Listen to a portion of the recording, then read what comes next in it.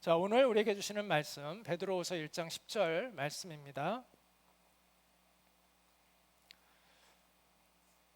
그러므로 형제들아 더욱 힘써 너희 부르심과 택하심을 굳게 하라. 너희가 이것을 행한즉 언제든지 실족하지 아니하리라. 이것은 살아계신 하나님의 말씀입니다. 아멘. 네, 오늘부터 이제 3번 남았죠. 졸업식까지 주일 예배가 3번 동안에는 일터와 관련된 이야기를 하려고 합니다. 전에 한 5기생이 저에게 와서 일터에서 우리가 어떻게 살아야 되는지를 좀 알려달라고 했는데, 제가 다음에 언제 기회가 되면 한번 설교를 하든지 아니면 따로 시간을 만들든지 이렇게 하겠다고 했는데, 이렇게 마지막 이 주간을 남겨두고 일터에 관련된 이야기를 하려고 합니다. 아마 지금 7기생, 6기생, 7기생도 아마 졸업하기 전에는 이 설교를 다시 듣기는 쉽지 않을 것 같으니까 한번 잘 기억하시고 오늘 이 강의를 한번 잘 들으시면 여러분의 평생에 큰 도움이 될 거라고 생각을 합니다. 교회는 건물이 아니라 사람이라고 말씀을 드렸습니다. 교회는 어떤 이런 건물 자체를 우리는 자꾸 예배당과 교회를 자꾸 혼돈하는데, 예배당은 건물이지만 교회는 사람이죠. 사람들이죠. 예수를 믿는 사람들의 모임을 교회라고 합니다.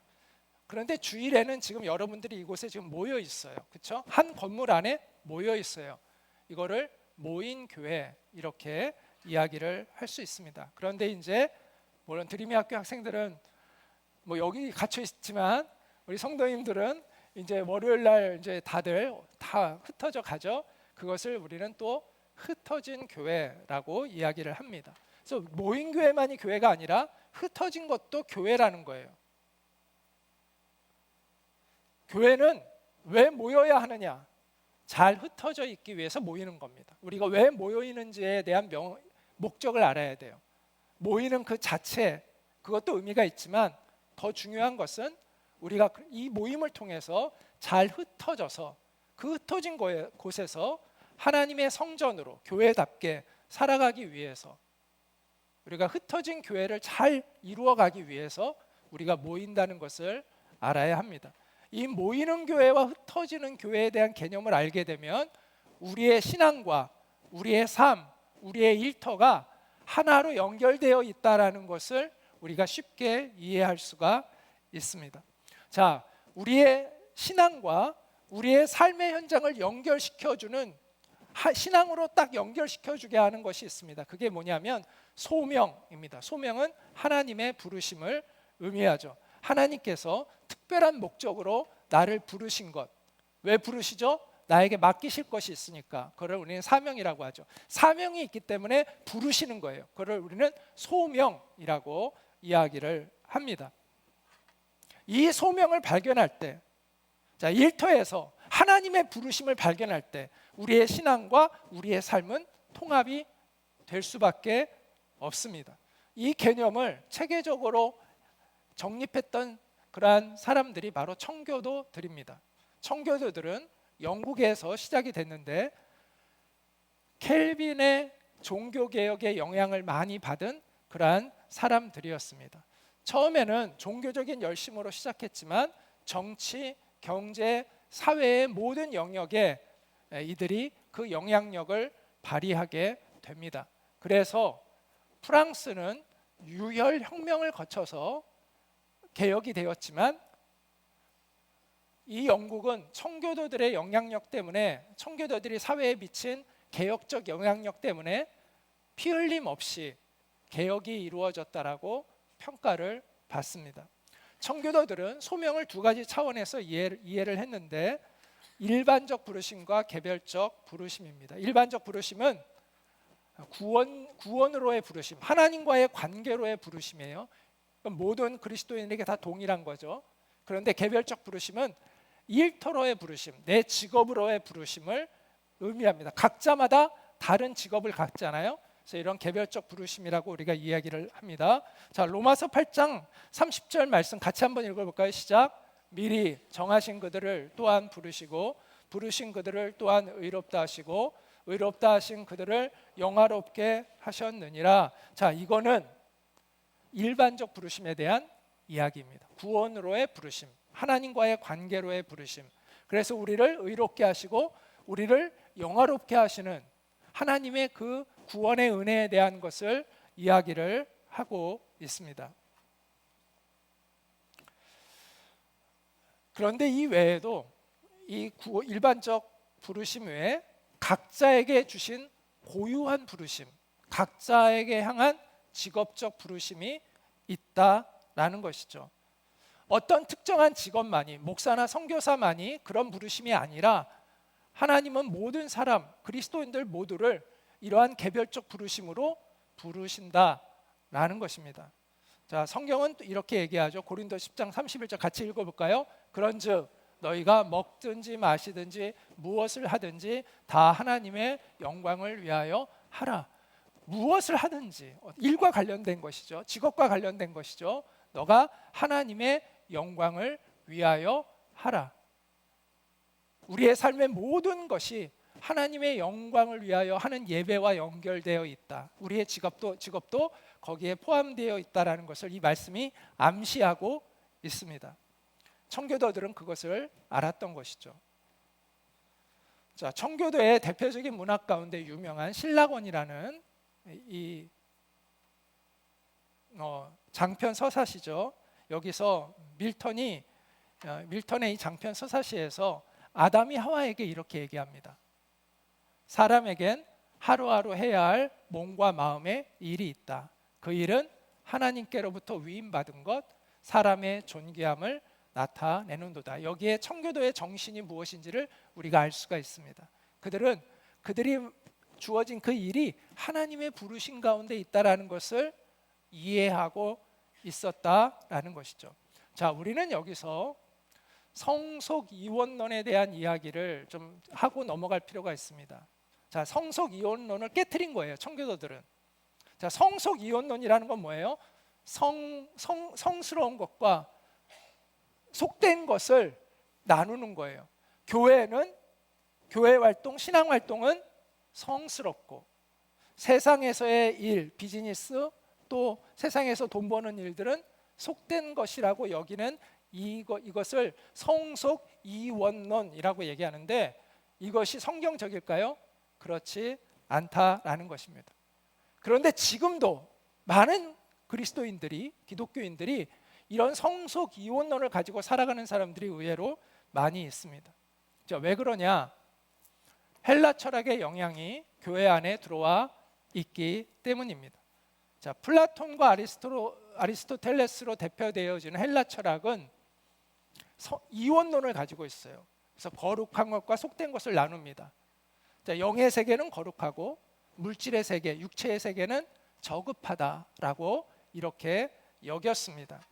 자, 이 사상이 기독교 안에 들어오면서 첫 이단이 만들어지는데 기독교에서의 첫 이단이 영지주의입니다. 여기서 영지라는 것은 헬라어로 그노시스라는 뜻인데 신비한 지식이라는 거예요.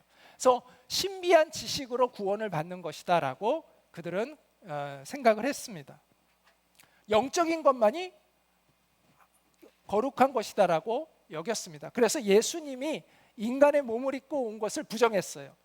사람들에게 육체로 보였을 뿐이지 실제 예수님은 육체를 가지신 분이 아니다. 왜? 육체는 악한 것이기 때문에.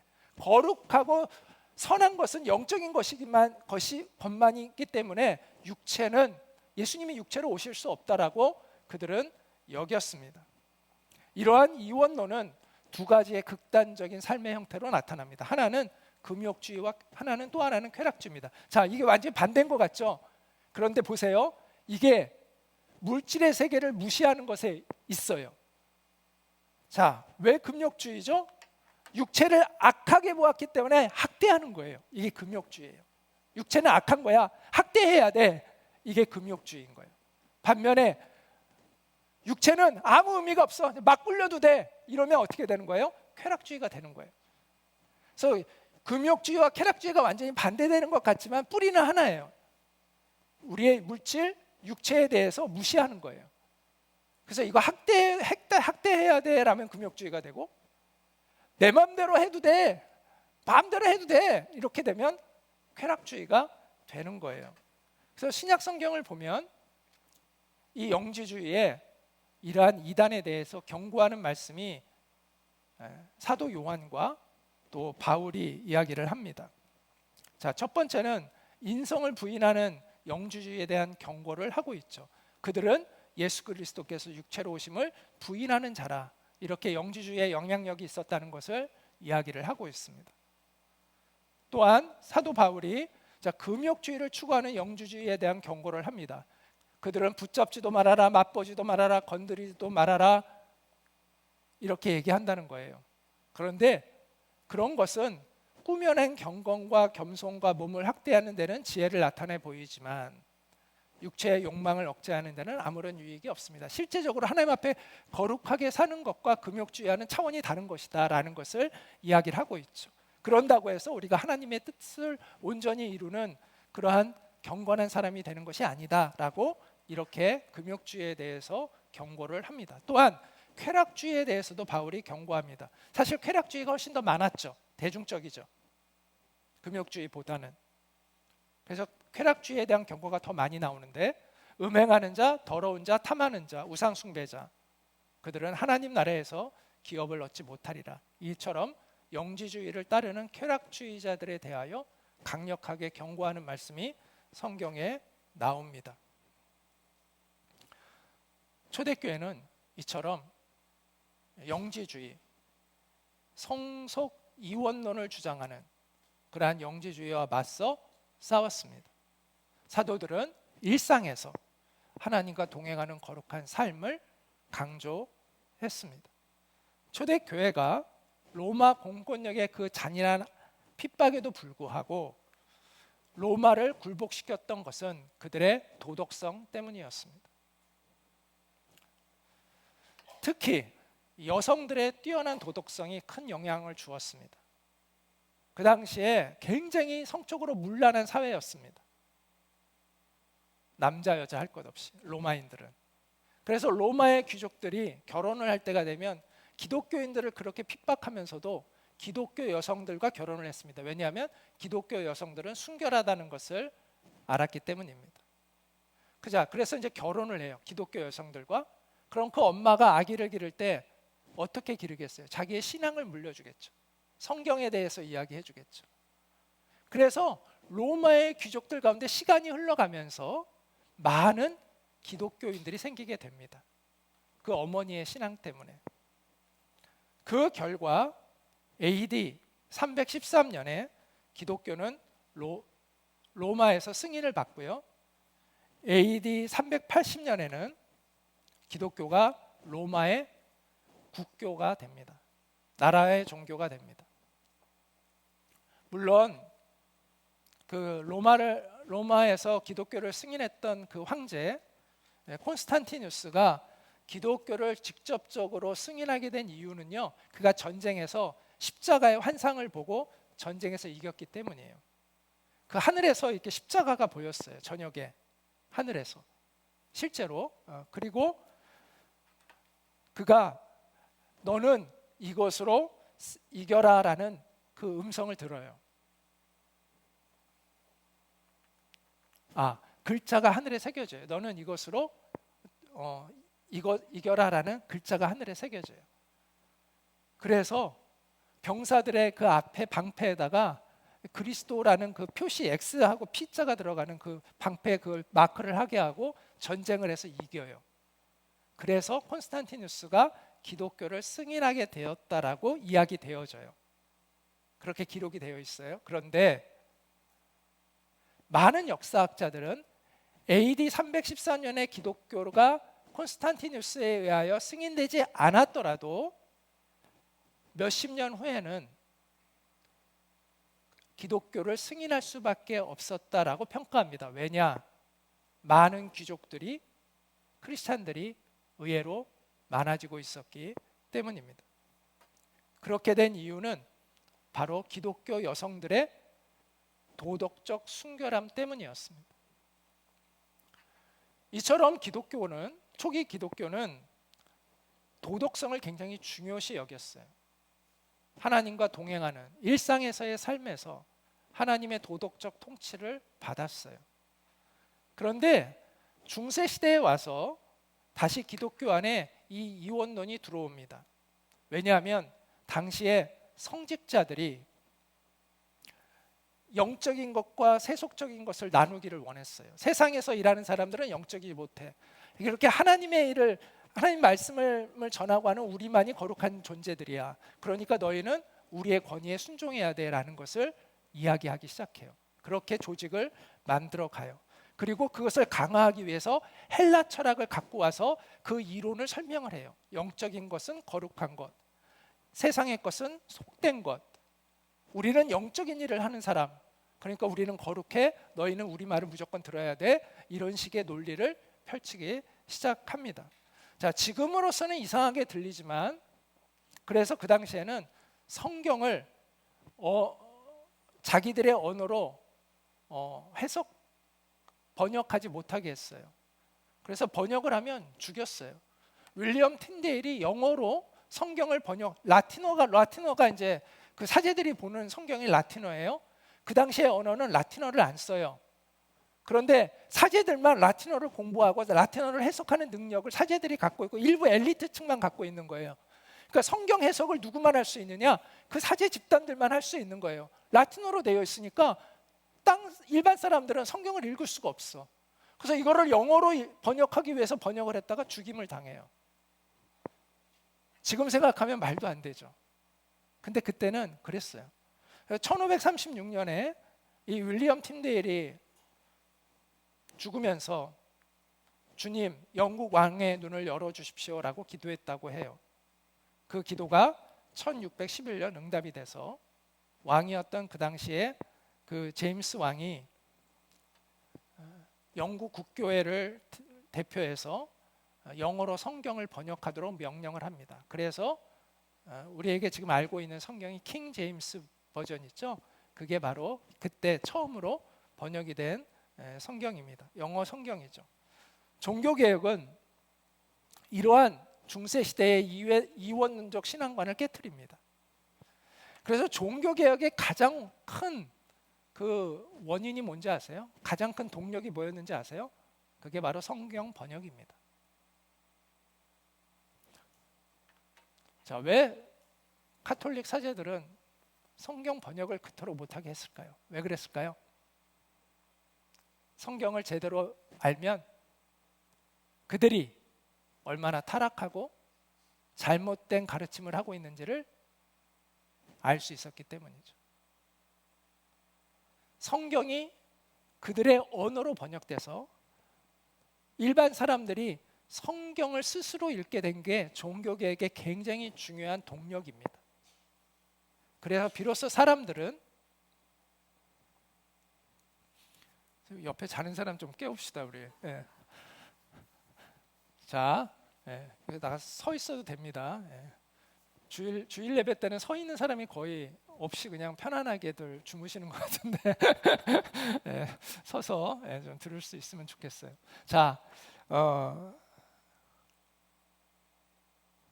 일반인들이 성경을 읽게 되면서 그들이 비로소 하나님의 부르심은 이 종교적인 영역 안에만 갇혀 있는 것이 아니라는 걸 알게 되었어요. 그리고 하나님으로부터 직접 하나님의 부르심을 받기 시작해요. 그게 바로 청교도들이 소명을 그들의 일터에서 깨닫게 된 그러한 계기였던 것입니다.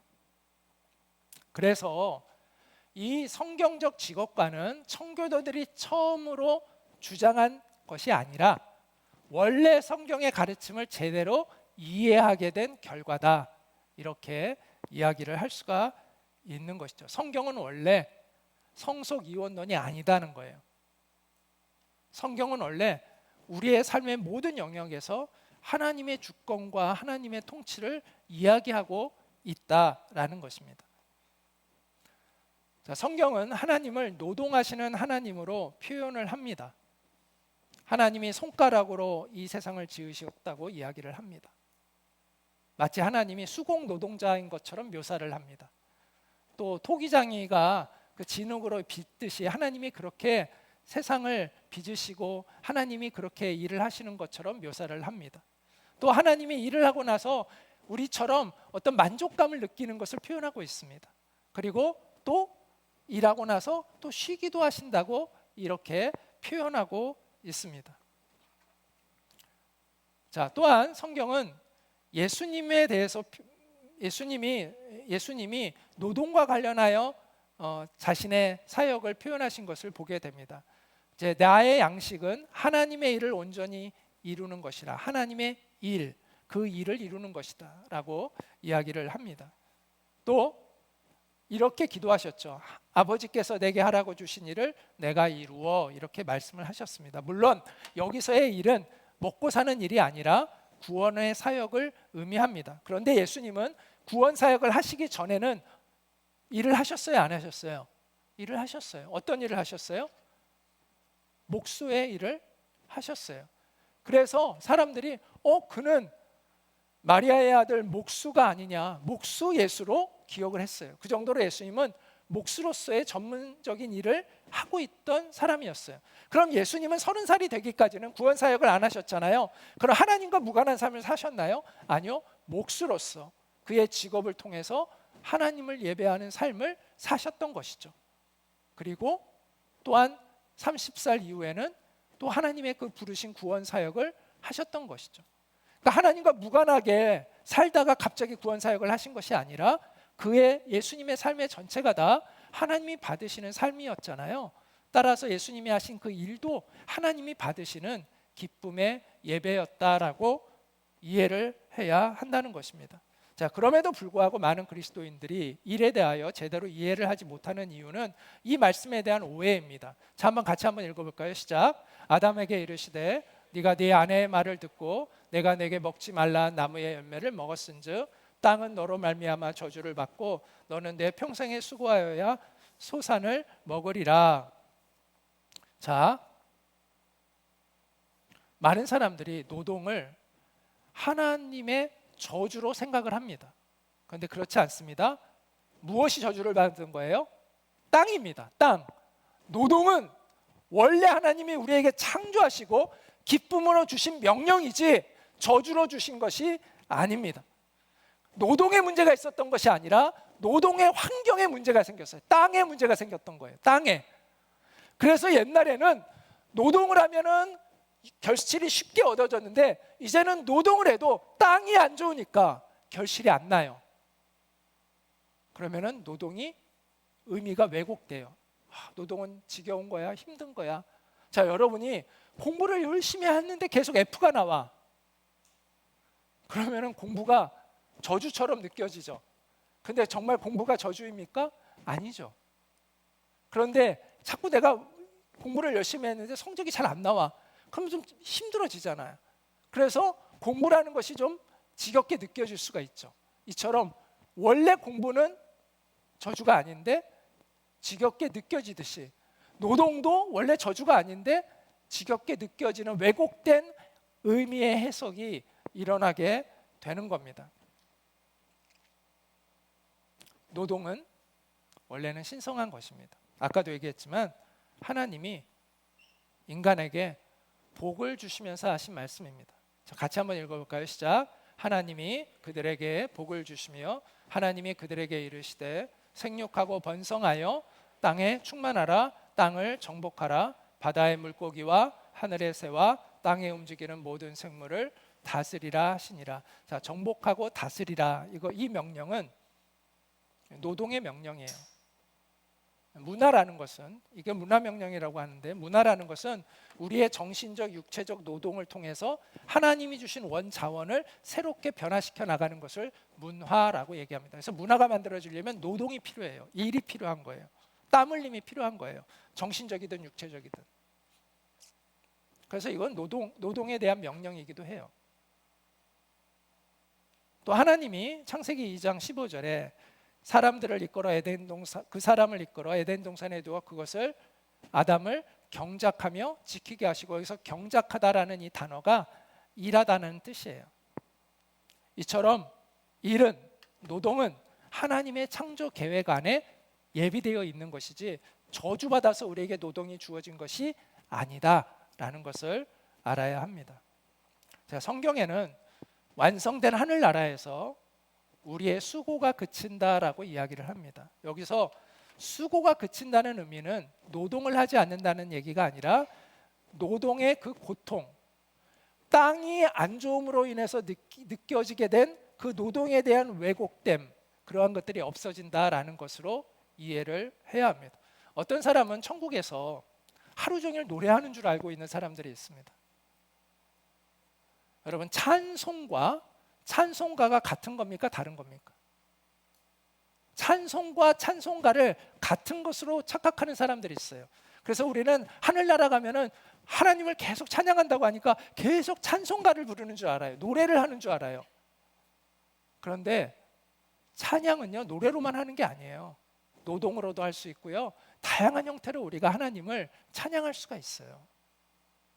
그래서 천국에서는 우리의 삶 자체가 하나님이 받으시는 찬양이 되는 거예요. 거기서 계속 우리가 노래하고 있는 게 아니에요. 물론 노래도 할 때도 있겠죠. 그리고 노래가 또 좋아하는 사람은 계속 노래를 하겠죠. 그러나 노래하는 것만으로 하나님을 찬양하는 것은 아닙니다. 그때는 우리의 삶 전체가, 우리의 노동이 그 하나님을 예배함을 그대로 표현하게 될 거예요. 자, 그래서 신학자 레온 모리스는 이렇게 이야기했습니다. 하늘나라는 아무런 노동도 하지 않는 곳이 아니라 고통이 끝난 곳이다. 신자는, 그리스도인은 자기의 수고를 그치고 쉰다. 그러나 일은 무덤 저편의 삶에까지 이어진다. 우리는 그 하늘나라에서도 기쁨으로 노동하게 될 것이다 라고 이야기를 합니다. 자, 세상에서 가장 고통스러운 것은 뭐냐면 열심히 일했는데 열매가 없는 거예요. 보상이 없는 거예요. 그럼 우리 안에 낙심이 생기고 좌절이 생기고 또 분노가 일어나기도 하고 그러죠. 근데 천국에서는 그렇지 않다는 거예요. 열심히 일하면 바로 소산물이 남아서 큰 기쁨과 만족을 누리게 되는 거죠. 그래서 노동은 더 이상 고통이 아닌 즐거움이 되어 있는 곳, 그것이 바로 하늘나라죠. 노동하시는 하나님이 우리에게 노동을 명하셨습니다. 그리고 우리에게 이 땅을 관리하는 책임을 우리에게 부여하셨습니다. 그래서 예수님의 십자가의 복음은 우리에게 그 노동의 본질을 회복시켜 줍니다. 그것은 곧 우리의 일터에서, 우리의 직업에서 하나님의 사명, 소명을 발견하게 하는 것이죠. 직장을 다니는 수많은 그리스도인들이 있죠. 대부분이 직장을 다니죠. 여러분도 이제 직장을 갖게 될 텐데, 직장을 다니는 사람들의 삶에서 절대적인 시간을 쓰는 곳은 직장입니다. 그렇죠? 그런데 그 절대적인 시간을 쓰고 있는 직장에서 내가 하나님과 아무런 상관이 없이 살아간다. 이미 영적으로 무너져 있는 겁니다. 그 시간에는 하나님과 무관하게 살다가 교회에 와서만 주님을 찾는다. 아무리 열심히 신앙생활을 하는 사람도 교회에서의 시간은 그렇게 많지 않습니다. 뭐 한 10시간? 20시간? 20시간 교회에 와 있으면 우와, 너 지금 교회에서 사니? 아마 이럴 거예요. 그렇죠? 그런데 일터에서는 훨씬 더 많은 시간을 쓰잖아요. 최소한 40시간씩 그렇게 쓰잖아요, 이상을. 근데 그 시간에 하나님과 무관해. 교회 갈 때만 하나님을 찾아. 그럼 이미 영적으로 문제가 심각한 거죠. 그래서 일터에서 살아가는 그리스도인들은 하나님과의 관계가 그 일터 안에서 있어야 되는 거예요. 하나님의 소명을 가지고 그 일터에서 있어야 되는 거예요. 그래야 영적으로 온전한 사람이 될 수가 있는 것입니다. 자, 목회자, 성직자, 우리 흔히 얘기하잖아요. 목회자를 성직자로, 또 선교사 이렇게 성직자로 얘기하잖아요. 그래서 세상 사람들은 흔히 하나님의 일은 목회자, 선교사, 그 다음에 조금 더 이렇게 고급스러운 어떤 하나님이 기뻐하실 만한 직업은 뭐 의사나 뭐 소방관, 뭐 이렇게 남 섬기고 돕는 사람들, 희생하는 사람들, 뭐 이렇게 생각하고, 그 밑에는 이제 일반 직장에 다니는 사람들, 뭐 비즈니스 하는 사람들, 이런 사람은 그냥 그렇게 세속적인 거기 안에 이렇게 포함되게 이렇게 생각을 해요. 그런데 어떤 특정한 직업이 과연 성직일까요? 목회자가 자기의 욕망을 위해서 얼마든지 목회할 수 있어요. 그럼 말은 목사이지만 어떻게 보면 그가 가장 자기의 욕망을 추구하는 직업을 가지고 있는 것일 수도 있는 거잖아요. 그래서 어떤 특정한 직업이 하나님의 일이 아니라 그 일을 누가 어떤 마음으로 어떤 태도로 하느냐에 의해서 대부분의 일들은 다 하나님의 일이 될 수가 있어요. 물론 근본적으로 악한 일들이 있죠. 근본적으로 뭘 하든 그 일은 악한 일들이 있잖아요. 그거 빼고, 그런 아주 예외적인 케이스 빼고 대부분의 일들은 그 사람이 어떤 마음과 어떤 태도로 그 일을 하느냐에 따라서 거룩한 하나님의 일이 될 수도 있고 세속적인 자기의 욕망을 추구하는 세속적인 일이 될 수도 있는 것이죠. 그래서 사도 바울은 이렇게 권면을 합니다. 같이 읽어볼까요? 시작. 평안한 삶을 위해 최선을 다하십시오. 전에도 말했듯이 여러분 각자의 일을 돌아보고 자신의 일에도 정성을 다하기 바랍니다. 이렇게 할 때 믿지 않는 사람들이 여러분을 존경하게 되고 여러분 자신도 부족함이 없게 될 것입니다. 자, 믿지 않는 사람들과 함께 일하는 그곳에서 우리가 어떻게 살아야 하는가를 이야기하고 있는 거죠. 너희가 그 일에 정성을 다해라. 그럴 때 세상 사람들이, 안 믿는 사람들이 너희를 보고 존경하게 될 것이다 라고 이야기를 합니다. 물론 직업은 우리의 가족의 생계를 위한 것이기도 합니다. 그것은 부끄러운 것은 아닙니다. 그러나 그것으로 충분하지는 않습니다.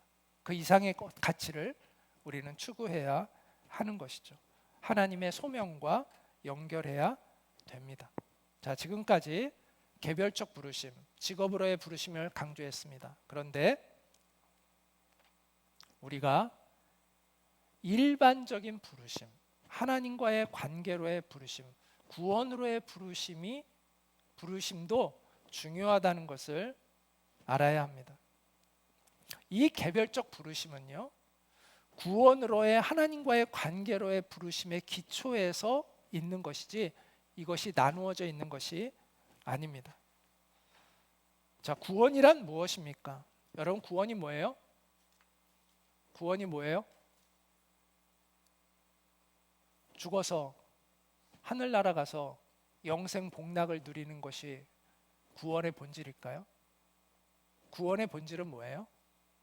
하나님과의 관계가 회복되는 것입니다. 사람들이 자꾸 이 구원의 본질을 놓쳐요. 구원의 본질은 하나님과의 관계가 회복되는 것입니다.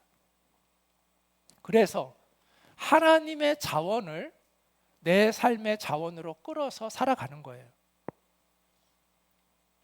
자, 아버지와 아들이 사이가 나빠요.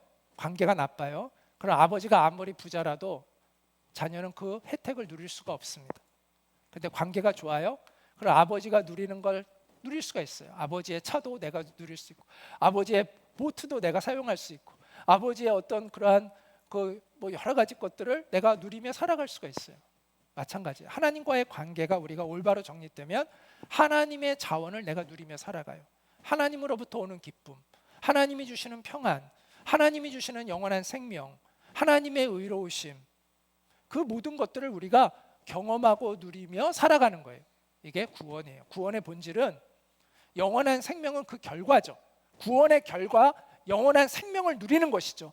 구원의 본질은 하나님과의 관계가 회복되는 거예요. 자, 이 구원의 본질을 잘 이해를 해야 됩니다. 김세영 교수라고 아주 사도 바울의 신학에 있어서는 굉장히 권위자인 그런 한국 학자분이 있습니다. 이분이 구원이란 무엇인가라는 책에서 이렇게 얘기했습니다. 예수 그리스도가 가져오는 구원은 우리의 실존 전체에 대한 구원이다. 우리의 실존 전체, 우리의 실존을 영과 혼으로 나누어 생각하든 이 세대와 오는 세대로 나누어 생각하든 우리의 실존 전체에 대한 구원이다. 그러므로 이 구원을 이 세상과 이 육신적 삶으로만 축약하면 안 된다. 그러나 이 구원을 이 세상과 육신적 상과는 관계없는 것으로 생각해서도 안 된다. 예수 그리스도의 구원은 우리 피조물을 창조주 하나님께 접합시키는 총체적 구원으로서 예수님의 재림 때 완성될 것이지만 우리는 지금 이 땅에서 그 하늘나라의 열매들을 누리며 살고 있다. 이렇게 이야기를 했습니다. 이 구원으로의 부르심, 하나님과의 올바른 관계로의 부르심 안에서 우리의 소명이 일반적 부르심의 안에서 개별적 부르심, 직업으로의 우리의 부르심을 잘 생각해야 돼요. 그러니까 일반적 관계의 부르심의 기초에서 우리의 직업적 부르심을 생각해야 돼요. 이게 무슨 말이냐면, 그렇지 않으면 어떤 일이 발생하냐? 일에 매몰돼요. 하나님과 상관없이 본질에서 벗어나서 일만 열심히 하는 사람이 될 수가 있어요.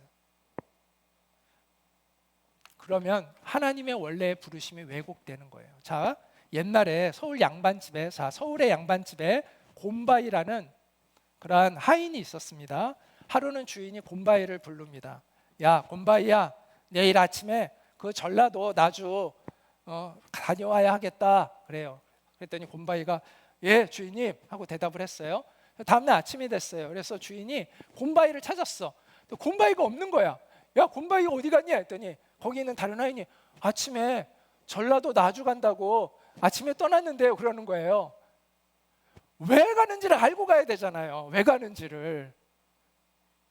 근데 주인이 야, 곰바이야, 내일 아침에 나주 좀 다녀와야 되겠다니까 예, 그러고 아침에 나주를 간 거야. 왜 가야 되는지를 모르고. 우리가 이럴 수 있다는 거예요. 주인이 얼마나 답답하겠어요. 그렇다고 또 혼내기도 좀 뭐해. 너무나 충성스러워. 애는 보니까 너무 충성스러워. 그런데 개념이 없어. 애가 답답해. 우리가 이럴 수 있다는 거예요. 일은 열심히 해. 그런데 왜 하나님이 나를 그 일을 했는지를 몰라. 그냥 일만 열심히 해. 답답한 거죠. 우리가요 하나님께 비전을 받잖아요. 그럼 그 비전만 이루면 되는 줄 알아요. 근데 그래서 실수하는 거예요. 그 과정을 하나님 보시거든요. 과정을 인도하세요. 근데 과정에는 관심이 없어. 이 비전만 이루면 되는 줄 알아. 그리고 막 그 일만 열심히 해. 그런데 나중에는 하나님의 뜻과는 너무나 먼 곳에 있는 거예요. 이럴 수가 있어요. 그래서 우리가 일이라는 그 부르심 이전에 하나님과의 올바른 관계라는 부르심 앞에서 우리가 깊이 생각하고 우리가 그 일을 해야 한다는 거예요.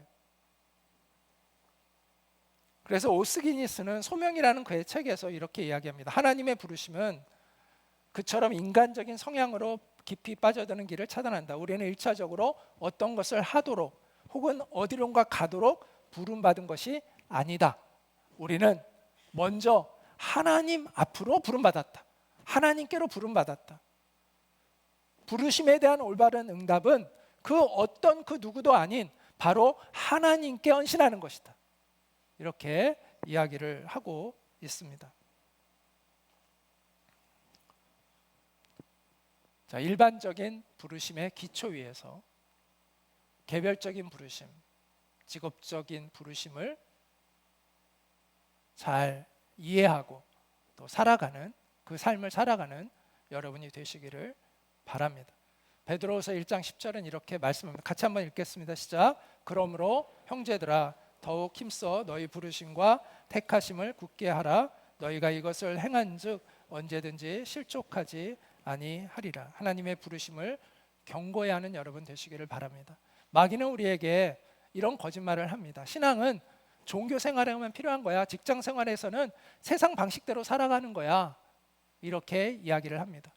교회에서만이 하나님 일이고 세상 일은 세속적인 거야. 이렇게 이야기를 합니다. 야, 하나님을 위해 산다는 건 목회자나 선교사가 돼야 돼. 그렇지 않으면 하나님을 위해서 살 수가 없어 라고 이야기를 합니다. 일반 성도들은 목사들처럼 그렇게 경건하게 살지 않아도 돼. 이렇게 이야기를 합니다. 하나님 나라의 사역을 네가 직접 하는 게 아니야. 너는 그냥 목사 선교사들 하도록 헌금하고 도와주기만 하면 되지. 네가 직접 그 일을 하는 거 아니야. 이렇게 이야기를 합니다. 근데 이것은 다 거짓말입니다. 자, 성경에서 하나님께 쓰임 받았던 위대한 인물들을 한번 여러분 머릿속에 한번 떠올려 보세요. 그 사람이 목사요, 그 사람이 성직자였는가? 많지 않습니다. 물론 그 중에 그런 사람도 있었지만 많지 않습니다. 자, 아브라함은 물론 그 당시에는 그 제사장 제도는 없었지만 아브라함의 직업은 축산업자죠. 비즈니스 하는 사람이에요.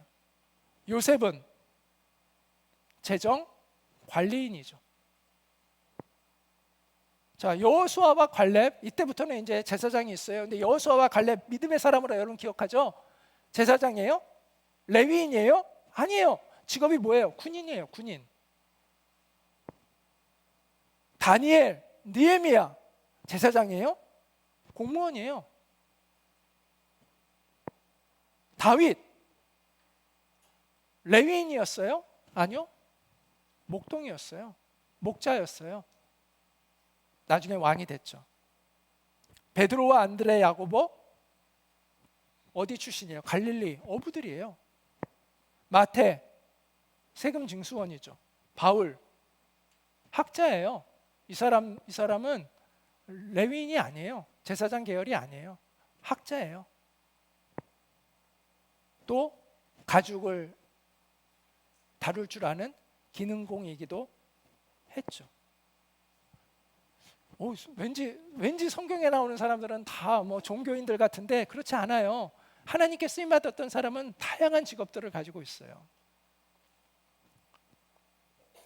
구약의 가장 위대한 인물 중 하나로 평가받는 모세가 하나님께 부름받은 것도 직업의 현장이었어요. 모세가 막 예배드리고 있을 때, 성전에서 예배하고 있을 때 하나님 부르심 받은 게 아니에요. 목동으로 일하고 있을 때 하나님 부르심 받았어요. 다윗이 그 자기의 울분을 참지 못해가지고 자기 동족을 학대하는 그 이집트인을 때려 죽이잖아요. 그래가지고 광야로 도망가서 그다음에 40년을 이제 살잖아요. 그래서 80세 때까지 있다가 거기서 이제 하나님의 부르심을 받잖아요. 그때 하나님이 양치고 있는 모세에게 찾아오시죠. 그리고 떨기나무에 불을 붙였는데 그 불이 사라지지 않는 거예요.